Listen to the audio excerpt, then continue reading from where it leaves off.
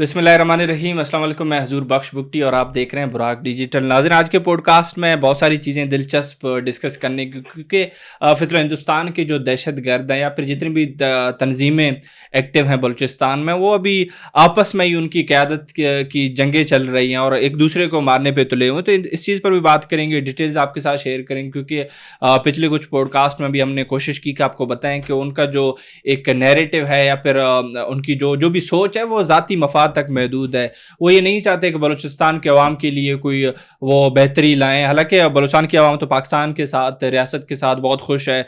बहुत सारे लोगों के कह लें कि सरकारी मुलाज़मत है, वो तो एक अच्छी ज़िंदगी गुज़ार रहे हैं, लेकिन खामख़वाह उनको किसी न किसी तरीके से नफ़रतें उनके दिल में पैदा करने की कोशिश की जा रही है। अपने तरीके से मनगढ़ंत स्टोरियाँ बना के, कभी कहते हैं कि रियासत के बेटों ने यानी सिक्योरिटी फोर्सेस ने किसी खातून के साथ रेप किया, ये सारी चीज़ें चलाने की कोशिश करते हैं। कभी अपने तरीके से बताने की कोशिश करते हैं कि भाई ये जुल्म कर रहे हैं, ये सारी चीज़ें। हालांकि आवाम अभी खुद जाग चुकी है और उनको चीज़ें पता हैं, तो इसलिए अभी वो नाकाम है। अल्हम्दुलिल्लाह हम भी यही कोशिश कर रहे हैं आपको हक़ाइक़ बताएं और एक जो मुस्बत इमेज है बलूचिस्तान की वो आपके सामने रखें।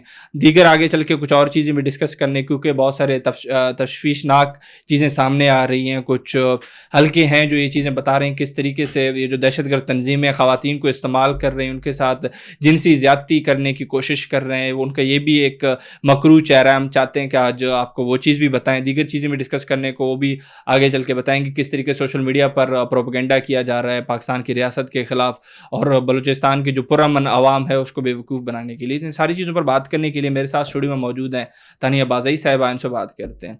तानिया, खुशामदीद। थैंक यू बुकटी साहब। तानिया, सबसे पहले तो मैं चाहूँगा कि ये जो फिलहाल हिंदुस्तान के दहशतगर्द हैं या फिर ये जो तंजीमें हैं, इनके अंदर एक क़यादत की जंग उलझ पड़ी है। अभी वो बिल्कुल वो किसी न किसी तरीके से कोशिश कर रहे हैं कि भाई जो उनके निचले दर्जे के कमांडर हैं वो ऊपर ना आए। बशीर ज़ेब जैसे, अल्लाह नज़र जैसे जो किरदार जिनको कहीं न कहीं किसी न किसी तरीके से हाइप मिल चुकी है, तो अभी वो उसका गुस्सा निकाल रहे हैं। जो भी ऊपर आ जाता है उनका कोई अपना ही कमांडर, तो उसको भी मार रहे हैं। मैं चाहता हूँ इस पर आप बात करें, उनका जो मकरू चेहरा वो आवाम तक पहुँचाएँ। देखिए बुकटी साहब, आपने देखा होगा रहमान गुल के साथ जो हुआ, वो हमारे जो पाक आर्मी है उसके कैप्टन भी रहे हैं। फिर रहमान गुल ने आर्मी छोड़ के फिर ये दहशतगर्द तंजीम ज्वाइन कर ली थी। और आप यकीन नहीं करेंगे कि रहमान गुल भी मजीद ब्रिगेड का ही वो था, कमांडर था।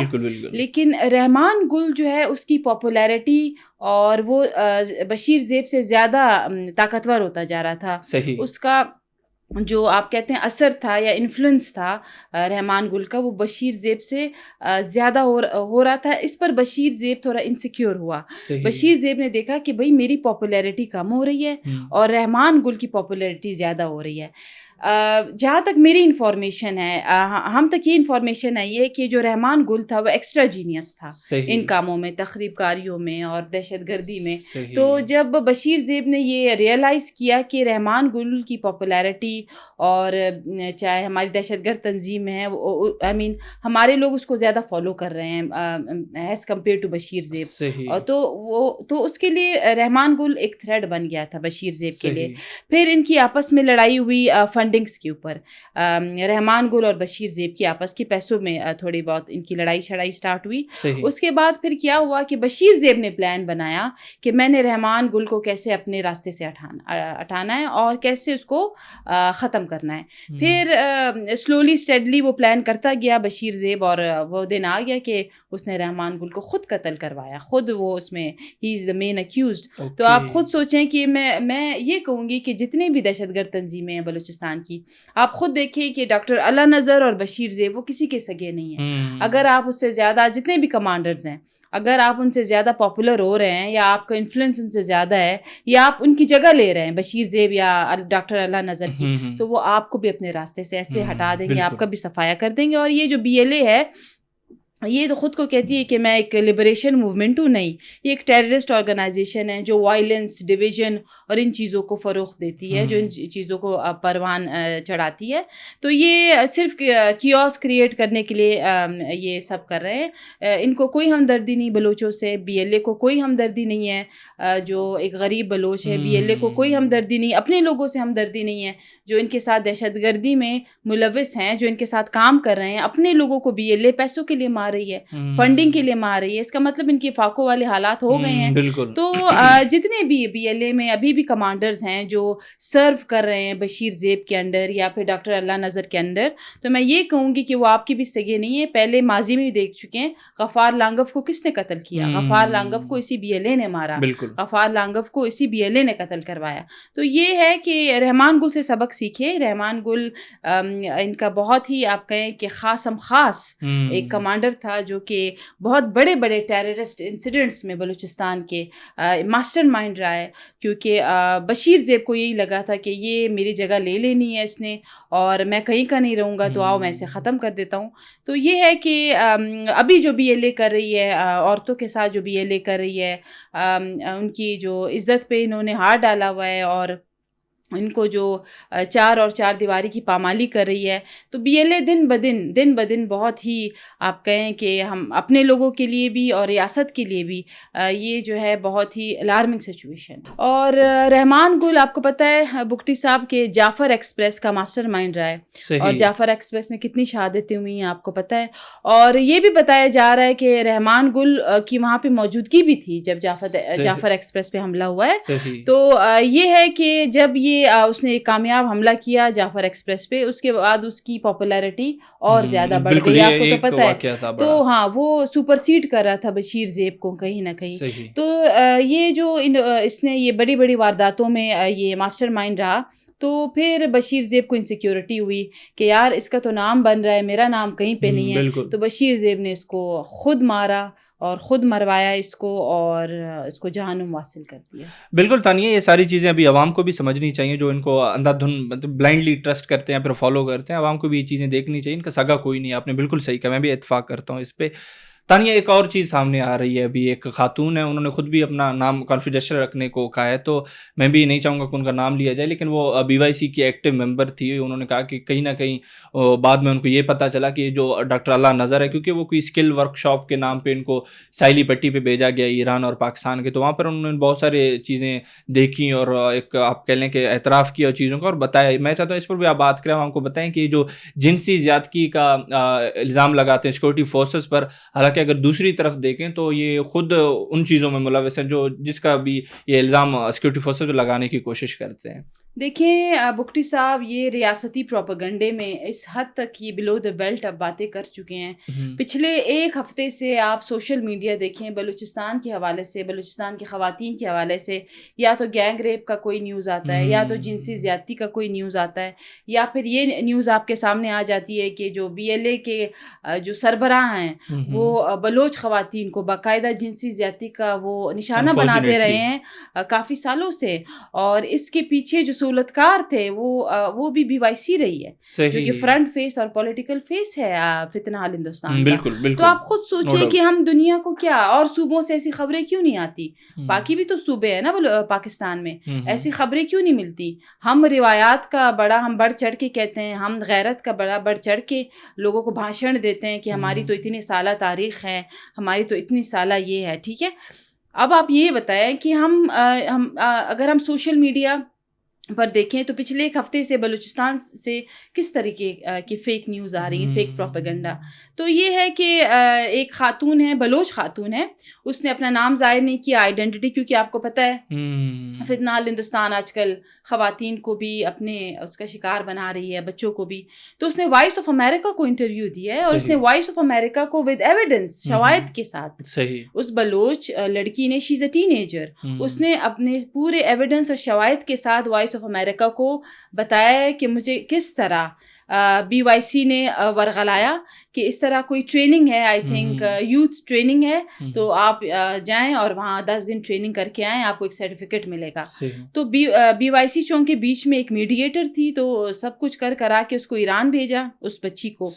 جب وہ ایران گئی ہے تو نہ وہاں کوئی ٹریننگ تھی, نہ کوئی یوتھ فیسٹیول تھا, کچھ بھی نہیں تھا. اس نے وہاں یہ دیکھا, اس نے کہا کہ وہاں ڈاکٹر اللہ نذر تھا, اور اس گھر میں خواتین تھی جو بلوچ ہی تھی, اور وہاں پہ ہر قسم کا ہر قسم کی آپ کہیں جو ہم حرام کہتے ہیں یا ہم جس کو ہمارے اسلام جس چیز کو ایکسیپٹ نہیں کرتا وہ تمام ایکٹیویٹیز وہاں ہو رہی تھی.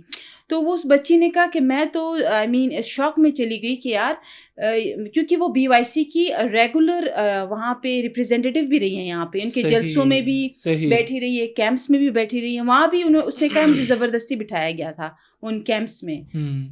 تو جب وہ لڑکی ایران گئی ہیں بگٹی صاحب, تو اس نے یہ کہا ہے کہ ڈاکٹر اللہ نذر سے اس کی ملاقات ہوئی ہے, اور doctor Allah Nazar he was sexually abusing the ten ager Baloch innocent girls in that house, اور جو کہ بہت ہی الارمنگ ہے. اور اس لڑکی نے باقاعدہ وائس آف امریکہ کو تمام ایویڈنس اور شواہد دیے ہیں, اور اس لڑکی کے ساتھ بھی اس نے سیکشول اسالٹ کیا ہے.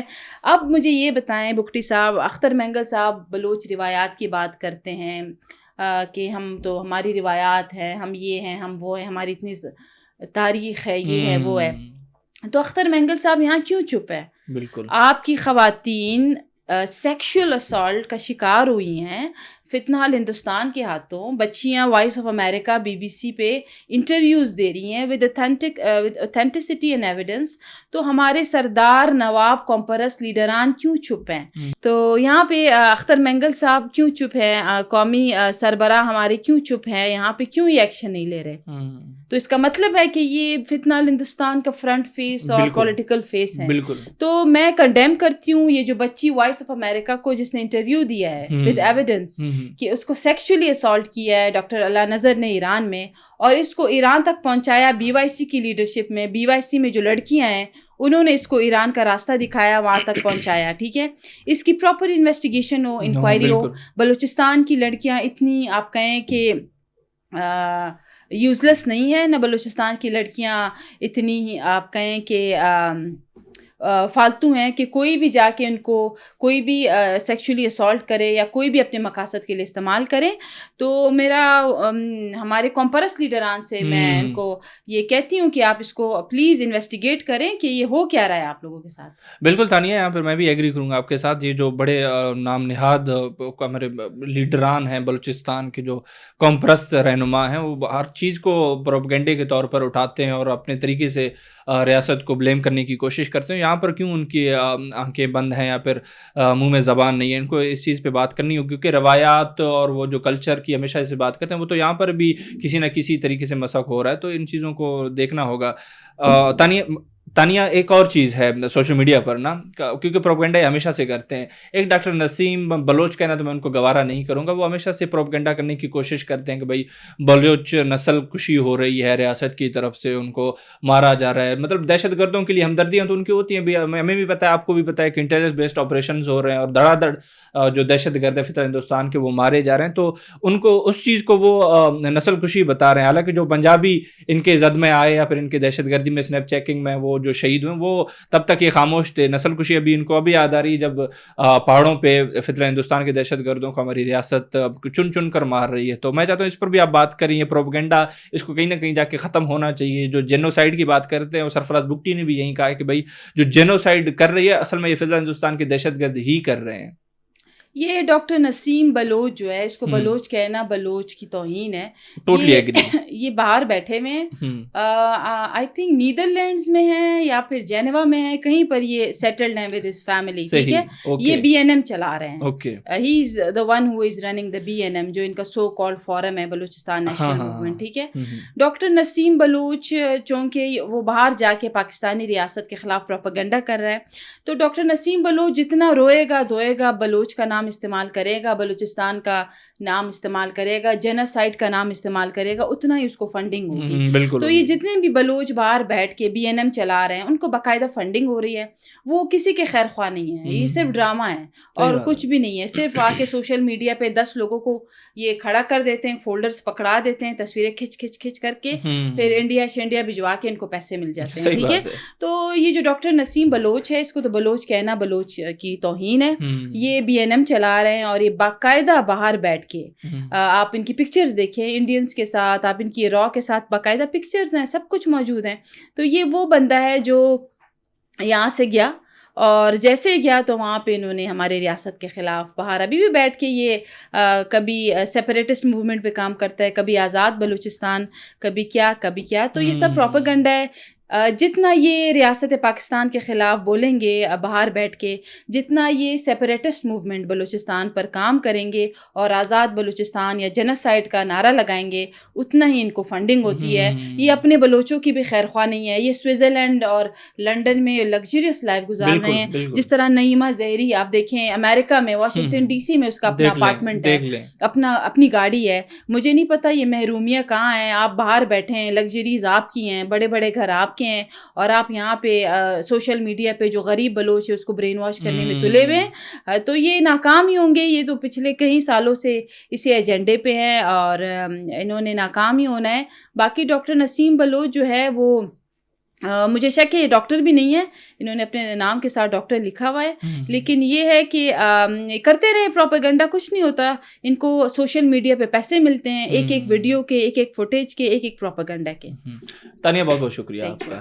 ناظرین, آپ تانیہ بازائی صاحبہ کو سن رہی تھی. ہم نے بلوچستان کے حوالے سے بہت ساری چیزیں آج ڈسکس کی ہیں, کس طریقے سے برین واش کیا جا رہا ہے عوام کو, اور ان کی اپنی حقیقت بھی آپ کو تانیہ بازائی نے بخوبی بتائی ہے کہ اصل میں ان کے جو اپنے مقاصد ہیں وہ ایک سیلف انٹرسٹ بیسڈ ہیں, وہ اس سے بڑھ کر کچھ بھی نہیں ہے. یہ جو نام نہاد لیڈران یا پھر یہ جتنے بھی دہشت گردوں کے لیڈرز ہیں وہ نعرہ لگاتے ہیں ہم بلوچوں کے حق کے لیے آواز اٹھا رہے ہیں, ان کی محرومیوں کے لیے آواز اٹھا رہے ہیں, تو ان کو یہ بھی پتہ ہونا چاہیے جو محرومیاں ہیں, جتنے بھی آپ چیزیں ڈسکس کرتے ہیں, وہ اصل میں ان کی وجہ بھی آپ ہی ہیں. اگر آپ قومی ادارے میں آ جائیں یا پھر آپ ہتھیار ڈال دیں یا پھر آپ یہ جس طریقے سے جس بھی پروپیگنڈے پہ بھارتی اسرائیلی پروپیگنڈے پہ کام کر رہے ہیں, اگر آپ کو تھوڑا غیرت آ جائے اور آپ غیرت کر لیں تو یہ سارے مسئلے ایک دن میں حل ہو سکتے ہیں. لیکن اسٹل یہ اپنی کوشش کر رہے ہیں, کیونکہ یہ اگر بس کریں گے تو ان کا جو روٹی پانی ہے وہ بند ہو جائے گا. تو تانیہ نے بھی بہت ساری چیزیں ڈسکس کی ہیں. امید کرتے ہیں یہ پوڈ کاسٹ آپ کے لیے کافی انفارمیٹیو رہا ہوگا. اسی امید کے ساتھ میں آپ کی اجازت چاہوں گا. بہت بہت شکریہ.